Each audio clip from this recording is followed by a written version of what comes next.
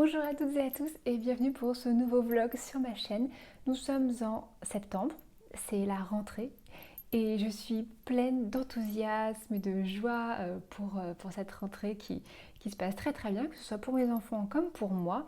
Je suis pleine d'énergie, moi j'aime ça le mois de septembre quand vraiment on a profité de son été et qu'on arrive et que ça y est, il y a une nouvelle année qui se déploie devant nous et on est plein de rêves, d'ambitions. En tout cas, voilà, moi j'ai toutes sortes de projets là pour cette année qui s'en vient. Et ça me donne beaucoup de joie de planifier tout ça, d'imaginer comment les choses vont se dérouler. Donc voilà, je trouve que le mois de septembre a ce goût de nouvel an. Alors bien sûr, le nouvel an c'est le 1er janvier et puis pour les sorcières c'est aussi à Samhain, c'est-à-dire au 31 octobre, 1er novembre. Mais je trouve que septembre a cette saveur de nouvel an où quelque chose de nouveau commence. Il y a ce côté starter comme ça que moi j'aime beaucoup. Donc écoutez, là, il fait très beau. L'été a décidé de jouer un petit peu les prolongations, mais j'ai décidé d'installer ma déco d'automne parce que qui nous empêche, après tout, j'ai très envie de plonger dans l'ambiance automnale, c'est ma saison préférée. Et bah, écoutez, je vais vous emmener avec moi pour vous montrer un petit peu comment je décore mon petit chez moi, mon foyer. Donc voilà, c'est parti.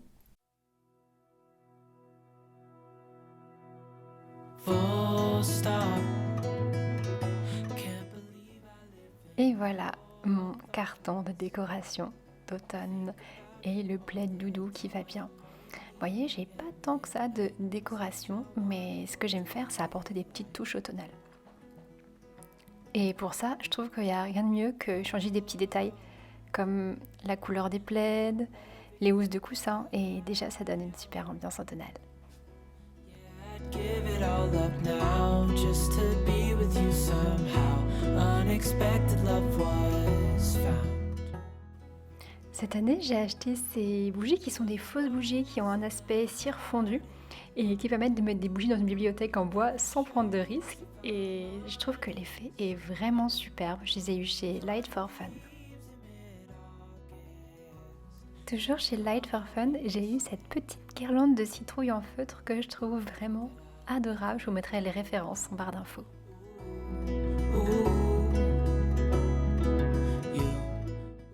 Mon petit chat Spéculoos, il est tout roux, alors je trouve qu'il va vraiment très bien avec ma déco d'automne. C'est vraiment le plus mignon. Et voici un autre petit coin bibliothèque qui est décoré joliment mais sobrement, puisqu'en fait les citrouilles ne sont pas encore dans les magasins, ce qui fait que je les rajouterai vraiment plus tard. J'aime beaucoup cette petite guirlande feuille qui a un vrai effet automnal et très décoratif, alors que les autres sont des guirlandes que j'ai toute l'année. J'ai également mis à l'honneur certains ouvrages comme le grimoire de la magie forestière que je vous avais présenté dans une vidéo, je vous remettrai le petit, et l'oracle de la magie forestière évidemment qui se prête particulièrement bien à l'automne.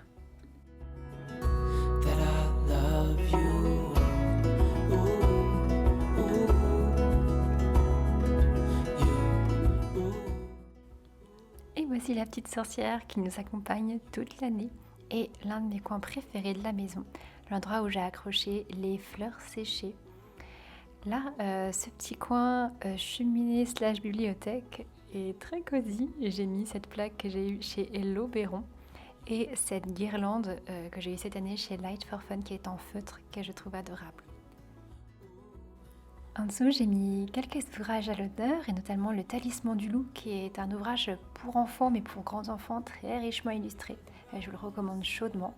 Mon automne cosy de Caro Framouland qui est un incontournable de la saison avec des magnifiques aquarelles. Et Verveine et l'équinoxe d'automne écrit par Hélène Louise et illustré par Caro Framouland. Et en dessous, on trouve les carnets de cerises, une série de BD que j'aime beaucoup pour les enfants et les grands enfants. Et on arrive à mon petit coin bureau, écriture. Ici aussi, ambiance forêt automnale avec des champignons, des feuilles et quelques petites pierres que je pense utiliser pour la saison de mes bonnes, des bougies pour le cosy et les fées ne sont jamais très loin pour m'accompagner. Les amis, est-ce qu'on peut parler une seconde de ce petit pull que j'ai eu à 5 € sur Vinted avec des petits champignons et des feuilles d'automne et tout. Je suis trop contente, il est trop mignon, bref. En plus, il est de circonstance parce que je voulais vous montrer cet oracle. Je vous ai fait le tirage de ce lundi avec cet oracle justement sur Insta. Vous savez, tous les lundis sur Insta, je vous fais le tirage des énergies de la semaine. C'est un rendez-vous que vous aimez beaucoup, donc je poursuis. Et cette semaine, je vous avais présenté cet oracle que je vous avais d'ailleurs présenté dans une vidéo spéciale sur ma chaîne des chroniques. C'était quand c'était au début du printemps. Je vous remettrai la vidéo en barre d'infos. Alors vraiment, c'est mon oracle préféré de l'automne. Il est super mignon avec plein de... C'est un oracle où on voit à la fois des champignons, mais aussi des pleines lunes et des herbes. Donc voilà, c'est un très joli oracle, très automnal. Je ne connais pas d'autres oracles qui soient comme ça, dans des thématiques très automnales. Si vous en connaissez, n'hésitez pas à me le dire en barre d'infos, en commentaire, parce que moi, ça m'intéresse ce type de deck. Donc voilà. Alors, c'est drôle parce que vous me posez souvent des questions sur les oracles, comment je les choisis, comment on fait pour se lancer. Vous êtes beaucoup à me demander de créer des vidéos sur la question du tirage. Donc, je vous ai mis un petit message sur Insta pour savoir mais alors, quel type de contenu vous aimeriez pour que je vous parle de la divination par les cartes, de la cartomancie, parce que c'est vrai que moi je vous en parle un peu sur Insta, mais je sais pas, j'avais l'idée que finalement il y avait déjà beaucoup de contenu sur la question des cartes sur YouTube de manière générale, et puis je me suis dit, oh, bah, est-ce que ça vaut la peine que moi je fasse une vidéo sur la cartomancie? Et apparemment, bah oui, vous aimeriez ça, que je vous parle de la façon dont moi je tire les cartes, comment je fais pour les choisir, de mes oracles favoris, de mes tarots favoris. Donc beaucoup de choses qui fait que je ferai sûrement une très grosse vidéo sur la question de la cartomancie. N'hésitez pas là aussi à me dire en commentaire ce que vous aimeriez que j'aborde dans cette vidéo. Je vais la préparer voilà, pour cet hiver. Et en tout cas, voilà, son j'utilise celui-ci. Et en fait, ce qui se passe, c'est que c'est drôle. Mais alors, je sais pas si ça vous fait ça à vous, en tout cas pour les personnes qui ont l'habitude de tirer les cartes. Mais alors, moi, j'utilise vraiment très souvent les cartes dans mon quotidien, que ce soit pour moi ou pour les autres. Mais quand je suis dans des périodes de vie où je suis très impliquée émotionnellement, que j'ai une vraie angoisse ou une vraie question qui me prend aux tripes, je n'arrive pas à me tirer des cartes pour moi-même dans ces moments-là. Je pense que quand il y a trop d'implication émotionnelle, finalement, je ne tire que mes peurs. Vous voyez, c'est pas le reflet de ce qui se passe ou de ce qui va se passer. C'est vraiment ma peur que je tire. Voilà, c'est l'image de ce que j'imagine pourrait arriver. Donc c'est un petit peu compliqué. Et j'ai vu ça passer une fois, quelqu'un qui disait, bah oui, finalement, c'est normal parce que on ne demande pas à un chirurgien de s'opérer soi-même, effectivement, quand on tire les cartes, se tirer les cartes pour soi-même, dans les moments un peu difficiles, oui, est-ce que c'est pertinent? Je sais pas. Tout ça pour vous dire que quand ça m'arrive, du coup je fais appel à quelqu'un d'autre, je demande à quelqu'un d'autre de me tirer les cartes. Et j'ai une personne formidable, je me permets de vous en parler, qui s'appelle Aurore, mon amie Aurore, qui est une amie sorcière, moi. Elle a un compte Insta qui s'appelle l'Antre Magique de Floriane. Je vous mettrai son nom là, en barre d'infos. Ma copine Aurore, elle fait des tirages incroyables. Vraiment, à chaque fois que j'ai fait appel à elle, tout ce qu'elle m'a dit, ça s'est vérifié, mais alors à 100%. Alors non seulement elle fait des tirages incroyables, où elle répond à toutes vos questions, mais en plus, après la séance, elle vous envoie un PDF d'une 30aine de pages, incroyable, avec tout le résumé de la séance, tout ce qu'elle vous a dit, ce qui vous a besoin de prendre des notes pendant votre séance. Et en plus, sur ce PDF, elle vous parle elle vous donne plein de conseils. Avec quelles pierres vous allez pouvoir travailler par rapport à vos problématiques actuelles, quelles huiles essentielles. Elle vous propose des rituels, des postures de yoga. Elle vous fait des tirages en plus d'archétypes. Non mais c'est incroyable le PDF qu'elle propose. Vraiment après la séance, vous avez un support pour travailler sur vos problématiques, pour débloquer ce qui est bloqué. Donc voilà, je voulais vraiment vous en parler parce que voilà, moi quand je suis bloquée, quand j'arrive pas à faire mes tirages pour moi-même, j'appelle ma copine Aurore qui fait ces tirages incroyables. Donc n'hésitez pas à aller la voir si jamais vous n'arrivez pas à vous tirer les cartes pour vous-même et que c'est un peu compliqué. Voilà, elle est formidable. Sur ce, les amis, je vais me faire mon petit tirage de la semaine. Moi aussi, je me tire une petite carte à chaque fois pour ma semaine. Je me prends une seule carte et cette carte en général m'accompagne tout le long de la semaine. Je ne sais pas si vous avez des petites habitudes comme ça de tirage, mais moi, c'est toujours, ça me donne toujours matière à réflexion. Donc voilà.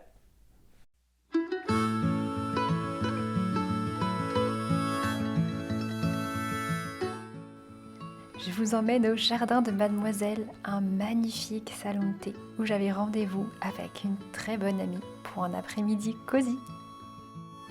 J'adore cette ambiance, cette décoration de type anglaise et porcelaine. Je sais que pour beaucoup ça paraît kitsch, mais moi j'adore cette ambiance et on a passé une après-midi incroyable. Le thé était délicieux, les pâtisseries savoureuses. C'était vraiment un instant merveilleux.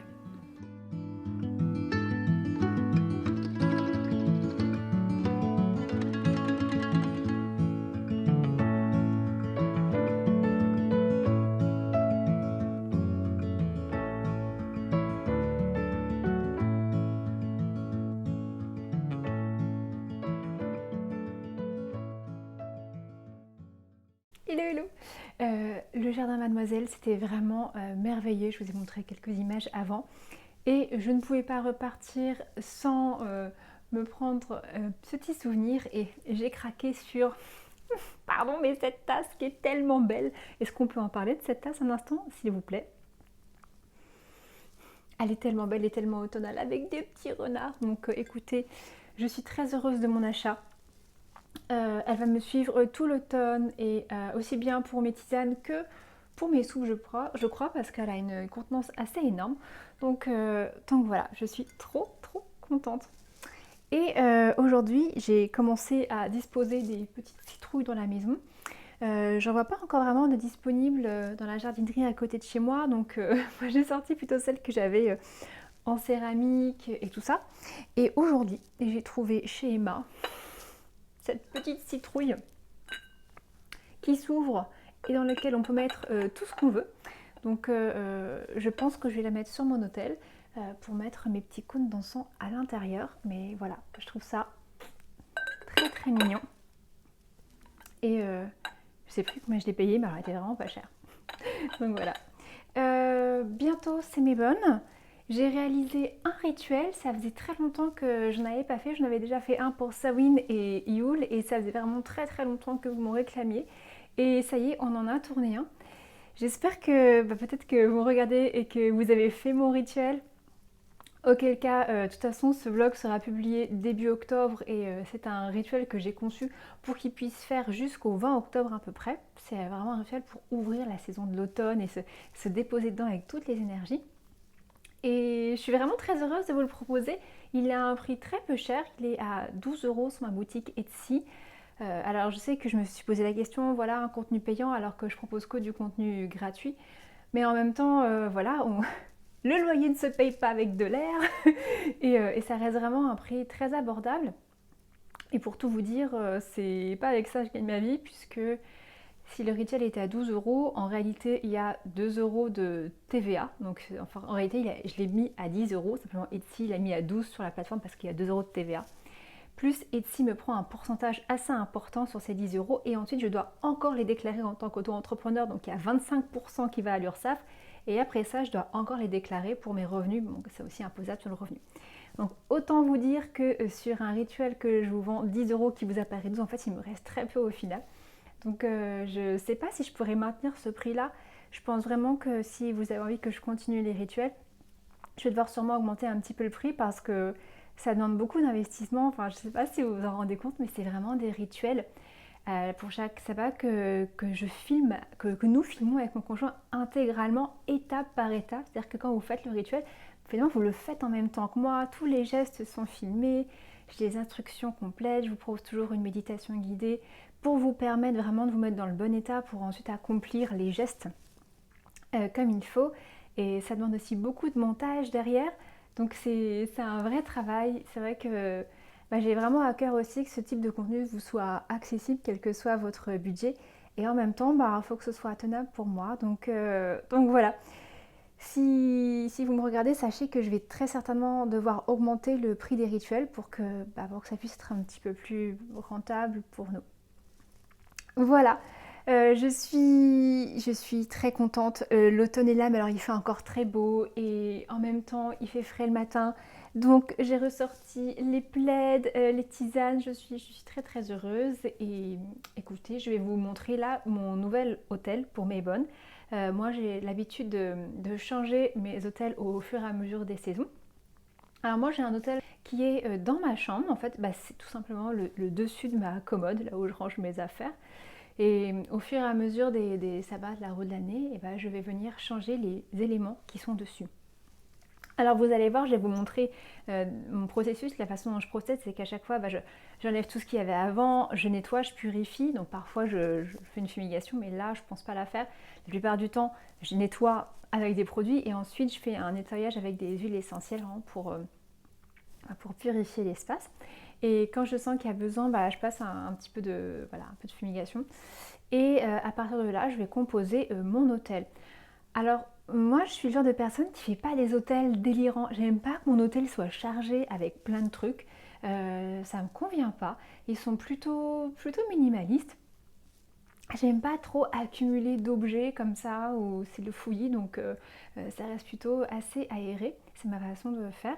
Et puis, ce qu'il faut savoir, c'est que, déjà, vous savez, avoir un hôtel, c'est pas du tout obligatoire. Vous pouvez très bien pratiquer chez vous la magie et la sorcellerie et ne pas avoir d'hôtel fixe à la maison.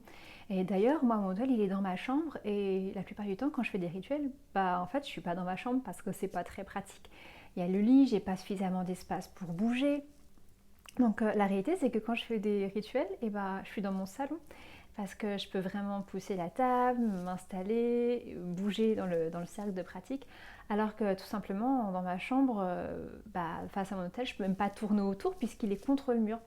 Donc c'est vraiment pas obligé d'avoir un hôtel. En fait, moi, la façon dont je conçois la chose, c'est que c'est un endroit de reliance pour moi. Il est à côté de mon lit. Le soir, quand je me couche, je me relie à la carte que je mets et qui m'inspire.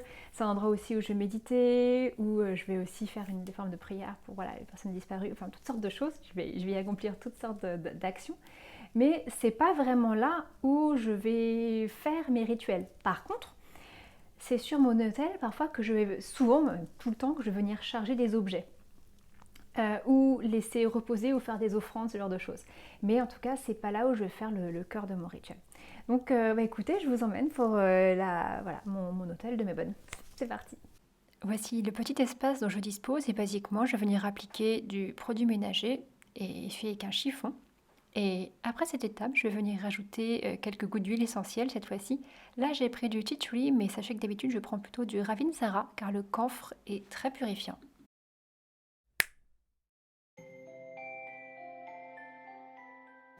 Comme vous le voyez, mon hôtel est très simple, décoré aux couleurs de Mebonne, le orange de la transformation.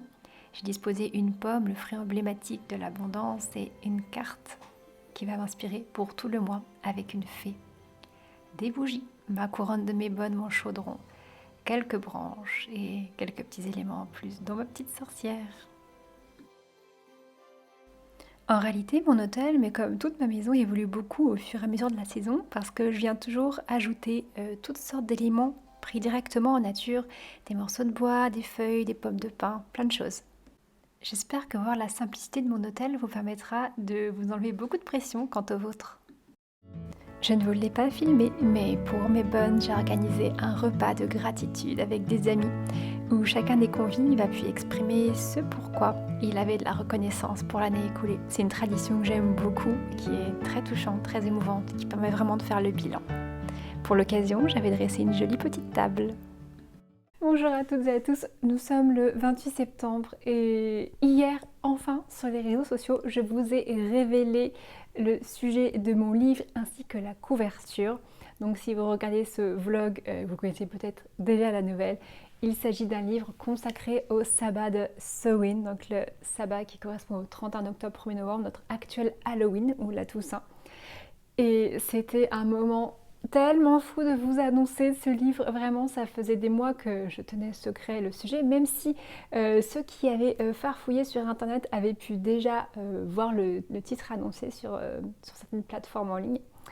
Mais hier, vraiment, la couverture définitive a été révélée, ainsi que plusieurs pages du livre par ma maison d'édition ainsi que par moi-même sur mon compte Instagram et en story.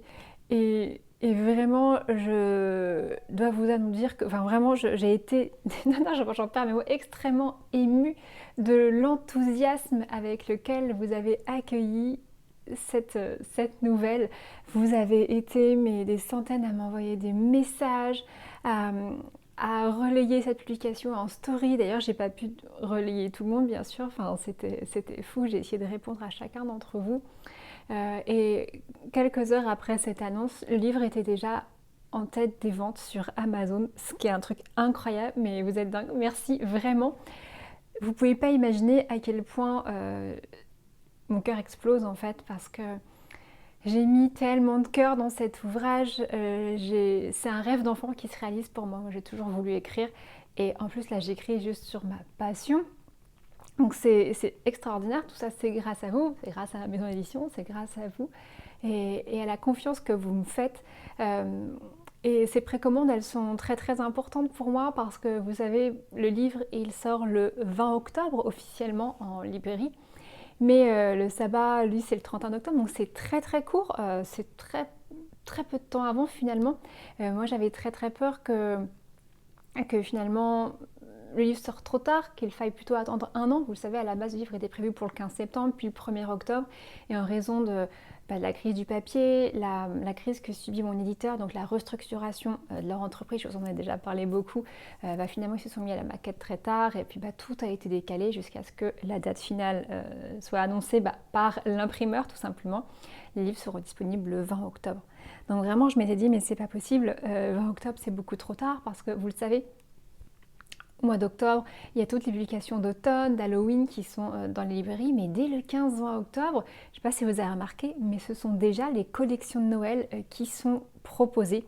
Les collections de Noël arrivent de plus en plus tôt, ce qui voulait dire que mon livre allait être relativement invisibilisé en librairie, qu'il n'allait pas être mis en avant. Ce qui est vraiment dommage. Donc le fait de vous proposer mon livre à la précommande, moi ça me permet de vraiment d'assurer un vrai lancement de mon livre. Et puis je ne sais pas si vous savez, mais un ouvrage, s'il ne marche pas dès le départ, finalement il ne peut pas vraiment vivre plus tard parce que ça veut dire que les libraires ne vont pas le commander pour les fois suivantes parce qu'ils vont se dire c'est un ouvrage qui ne fonctionne pas, on ne va pas le commander. Donc c'est très important qu'un livre commence sur les chapeaux de roue en quelque sorte. Donc merci de la confiance que vous me faites. Vous me faites confiance pour les vidéos, vous me faites confiance pour les rituels et maintenant vous me faites confiance pour mon livre, mais merci. Vous êtes tellement adorables. C'était incroyable de voir votre enthousiasme, que ce soit sur ma page que sur celle des éditions Danaé. Merci. Et j'en profite pour répondre à quelques-unes de vos questions parce que, alors bien sûr, je vais créer une vidéo spécialement pour vous parler de mon livre, vous montrer l'intérieur, tout ça, parce que ce qu'il faut savoir, c'est que, alors déjà c'est un gros bouquin, hein, c'est un livre qui fait déjà presque 300 pages, mais il est aussi très richement illustré. L'équipe d'Alliance Magique a fait un travail incroyable, la maquette est superbe, c'est une ambiance, c'est très immersif, une ambiance très automnale, très witchy, avec un papier qui fait grimoire comme ça, c'est très joli, vraiment la couverture est incroyable. J'ai si hâte de vous le montrer et quelques-uns ont déjà formulé la question, mais il existe déjà un livre sur Samhain aux éditions Danaé. En quoi mon livre est-il différent? Est-ce que finalement ça fait pas doublon? Et du coup, bon, j'anticipe cette question et je vous en parle un petit peu ici, mais clairement j'en reparlerai dans d'autres vidéos. C'est vrai qu'il existe déjà un ouvrage aux éditions Danaé dans la collection Célébration païenne sur Samhain, donc écrit par Diana Rachel, qui est un livre que j'aime beaucoup, qui est un petit ouvrage qui recense toutes sortes d'usages. Toutes sortes de pratiques qui sont faites à l'époque de Samhain, d'Halloween, et puis ça propose aussi quelques rituels et quelques correspondances. Mais clairement, moi ce que j'ai écrit c'est très très différent. Alors c'est vrai que je vais parler de certaines choses qui sont communes bien sûr, je vais parler de tous les folklores, les usages, alors je les détaille énormément, je parle de toutes les origines de Samhain, d'où est-ce que ça nous vient, comment ça s'est transformé au fil du temps, comment c'est arrivé jusqu'à nous aujourd'hui, et comment nous aujourd'hui en tant que sorcières, sorciers, païens, païennes ou juste simples curieux qui avons envie de mettre un petit doigt de pied dans le monde de la magie ou de la saisonnalité, comment nous pouvons-nous nous réapproprier toutes ces notions, comment ça fait du sens aujourd'hui. Et pour ça, j'explore des thématiques. J'explore toute la dimension de la saison sombre, qu'est-ce que ça signifie la saison sombre, quel travail on peut faire, qu'est-ce que c'est que le travail de l'ombre, comment on peut travailler avec nos ancêtres, quel type de pratiques divinatoires on peut mettre en place, avec quel type d'animaux, d'archétypes on peut travailler, quelles sont les pierres qui vont nous être utiles. Et puis il y a un gros volet pratique aussi, vraiment je vous emmène, qu'est-ce qu'on va pouvoir mettre sur l'autel, comment on va pouvoir préparer notre sabbat, qu'est-ce qu'on va pouvoir cuisiner. Et là vraiment c'est très complet aussi parce que j'ai tout un volet Samhain cozy parce que vous savez, on pourrait s'imaginer que Samhain c'est un sabbat qui est juste, qui a juste ce côté Halloween, qui a juste ce côté un petit peu épouvante, mais c'est pas du tout le cas. Samhain c'est beaucoup plus. Et il me tenait vraiment à cœur de faire toute une partie plus cosy et j'avais toute une partie où je vous parle de comment prendre soin de soi à la saison sombre, avec des conseils de naturopathie, d'alimentation, avec des tisanes. Je vous parle également de livres, de films, de jardinage. Qu'est-ce qu'on peut planter à cette époque-là de l'année quand on a un jardin ou même quand on a juste un petit balcon ou une jardinière? Qu'est-ce qu'on peut faire avec nos enfants? J'explore également toute la partie féerique, bestiaire, magie. Voilà, c'est un ouvrage qui est extrêmement complet dans lequel, je vous le dis, j'ai mis tout mon cœur, j'ai eu beaucoup de plaisir à écrire cet ouvrage. Je révélerai son sommaire dans pas longtemps. Mais sachez que pour chaque chapitre, il y a des pratiques, des choses que vous pouvez mettre en place et qui sont accessibles. Vous le savez, moi je suis quelqu'un qui est adepte d'une magie plutôt simple. Moi j'aime que les choses puissent être faites sans qu'on ait besoin d'ingrédients incroyables, de choses qui soient du bout du monde. Vraiment tout ce que je vous propose dans ce livre, vous pourrez le faire chez vous très facilement. Vous pourrez vous procurer les plantes, les ingrédients sans souci. J'ai vraiment eu à cœur de vous proposer quelque chose que vous puissiez vous approprier pleinement. Voilà, et j'espère vraiment que vous aimerez ce livre. Vous savez, c'est très vulnérabilisant de livrer ses écrits. À la fois, je suis très heureuse de vous donner ce livre et en même temps, je m'expose à la critique et puis c'est une partie de moi que je révèle, donc ça me rend aussi vulnérable, mais c'est le jeu aussi. Et donc déjà en précommande, les précommandes c'est très important.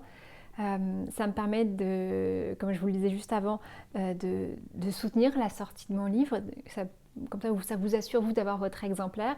Ça montre qu'il y a de l'intérêt, voilà, auprès des libraires. Si vous allez chez votre libraire et que il se dit ah bah oui tiens on commande ce livre, il est potentiellement intéressant, peut-être qu'il va le mettre en avant. Et moi ça me donnait plus de visibilité. Donc voilà. Écoutez, encore merci d'être au rendez-vous. Merci pour votre enthousiasme, votre soutien. Vraiment, j'ai pas de mots. Voilà, je suis vraiment dans l'émotion depuis hier. Et écoutez, je vous en reparle très vite. Là, pendant tout le mois d'octobre, je vais vous faire beaucoup de partages au sujet de ce livre. Je vais organiser toutes sortes de petits concours et tout. J'ai bien hâte, je vous avoue, c'est un moment unique dans ma vie. C'est la première fois que je vis ça. Et merci, tout ça, c'est grâce à vous, grâce à ma maison d'édition, grâce à ma famille, tout ça. Voilà, merci.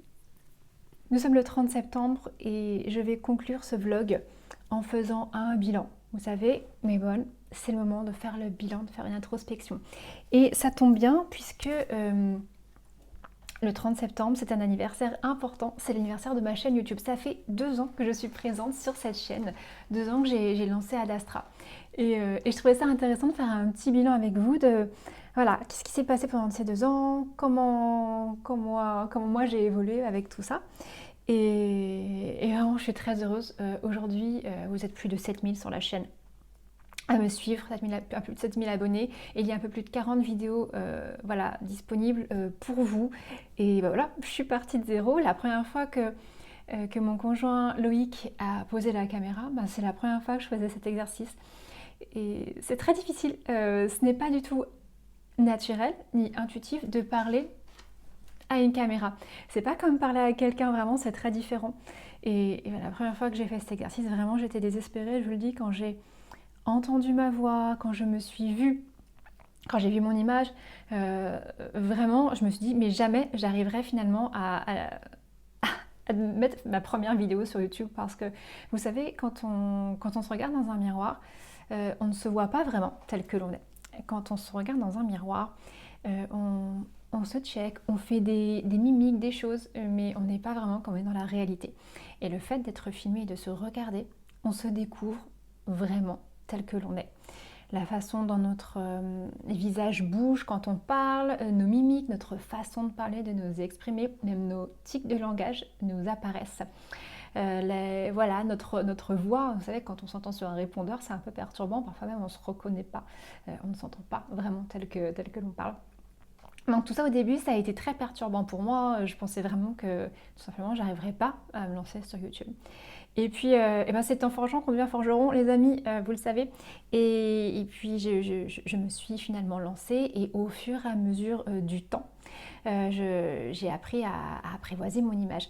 Et j'ai appris aussi à parler à une caméra. Si vous regardez les toutes premières vidéos que j'ai fait sur ma chaîne, vous allez peut-être rigoler. Je suis pas du tout à l'aise, je me reprends beaucoup. D'ailleurs, pour la première vidéo de semaine que j'avais faite, mon chéri Loïc, il avait fait un genre de petit bêtisier au début de toutes les fois où je me reprenais parce que j'arrivais juste pas à faire mon intro. Et aujourd'hui, bah, ça va beaucoup mieux. Et puis, je vous dirais même, l'effet inverse s'est produit également. C'est-à-dire que si au début, ça m'avait perturbée et ça m'avait donné une mauvaise image de moi, in fine, j'ai fini par apprivoiser mon image et à mieux m'aimer, à mieux m'accepter. Ça a eu un effet thérapeutique presque de développement personnel et le fait de me voir au fur et à mesure des vidéos, bah ouais, j'ai appris à m'aimer comme ça, telle que je suis. Donc voilà, ça a été un outil pour développer ma confiance en moi. Donc je sais que ça fait ça aussi pour certaines personnes qui se font prendre en photo, donc voilà, je vous le dis, c'est assez intéressant. Autre chose, vraiment, je voulais vous dire merci à vous pour votre présence. Vous êtes ultra bienveillants sur cette chaîne. J'ai eu que extrêmement peu de commentaires désobligeants. Vous êtes tous hyper gentils, vous me mettez toujours des messages adorables et ça me soutient énormément. Depuis un an d'ailleurs, depuis mai-bonne dernier, ma chaîne est monétisée parce que je ne sais pas si vous le savez, mais sur YouTube, pour que la chaîne soit monétisée, il faut qu'il y ait un certain nombre d'heures de visionnage, un certain nombre d'abonnés, enfin là, il y a toutes sortes de paramètres à valider et l'an passé, au bout d'un an, ma chaîne, tous ces paramètres avaient été validés et ma chaîne est désormais monétisée. Alors, qu'on s'entende, c'est pas avec ça que je gagne ma vie parce que YouTube nous rémunère, nous créateurs de contenu, extrêmement mal. C'est pas énorme hein, ce que ça représente par mois, mais mis bout à bout, de temps en temps, ça nous permet de renouveler un petit peu de matériel, tout ça, donc c'est quand même chouette. Depuis un an, je vous propose également des rituels en ligne. Ça a été la grande nouveauté de l'année. J'ai commencé par Samhain l'année dernière et j'avais beaucoup d'appréhension au début. Donc proposer un contenu payant alors que je vous proposais toujours des contenus gratuits, je ne savais pas comment ça allait être reçu et vous avez vraiment été au rendez-vous, que ce soit pour celui de Sewin, celui de Yule et puis celui de Maybonne récemment. Merci de me faire confiance et pour votre enthousiasme. D'ailleurs, je compte poursuivre les rituels, je sais que vous aimez beaucoup ça, vous me le demandez régulièrement, donc je vais essayer d'en faire un par sabbat, et puis peut-être que j'essaierai d'en faire plus tard pour d'autres occasions, peut-être les pleines lunes, les nouvelles lunes, ou même pour des objectifs particuliers. N'hésitez pas à me dire ce qui vous intéresserait. À ce sujet, je cherche à changer de plateforme. Actuellement, je suis sur Etsy, mais alors, pour tout vous dire, Etsy me saigne à blanc, ils me prennent des frais, mais délirants. Ce qui fait que j'aimerais changer de plateforme pour vous proposer mes rituels, une autre type de boutique en ligne. Si vous avez des conseils à me donner sur la question, n'hésitez pas à me le dire en commentaire.